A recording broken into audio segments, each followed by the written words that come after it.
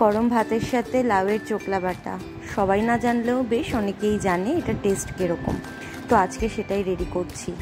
তার জন্য শুকনো কড়াইতে 10-12 টুকরো রসুনের আর সাথে কিছু কাঁচা লঙ্কা আর 4-5টা শুকনো লঙ্কা আর একটু কালো জিরে সবটা নিয়ে বেশ ভালো করে আমি একটু সেঁকে নিয়েছি।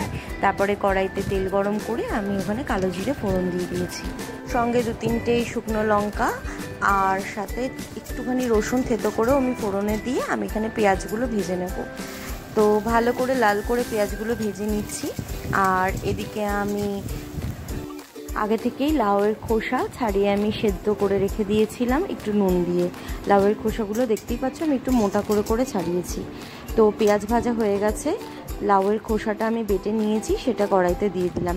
আচ্ছা, এই খোসার মধ্যেই কিন্তু আমি কড়াইতে যে রসুন আর কাঁচা লঙ্কা আর শুকনো লঙ্কা সেঁকে নিয়েছিলাম সেগুলো একসাথে কিন্তু বেটে নিয়েছি একটু পরিমাণ মতো নুন আর সাথে সামান্য একটু হলুদের গুঁড়ো দিয়ে।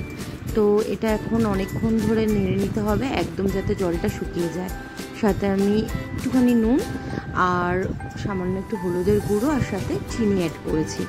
কিছু অ্যাড করার নেই, এটা একটু সময় নিয়ে নেড়ে ছেড়ে নিতে হবে যাতে নিচে লেগে না যায়। কড়াই থেকে ছেড়ে আসছে মানে এটা কিন্তু আমার রেডি।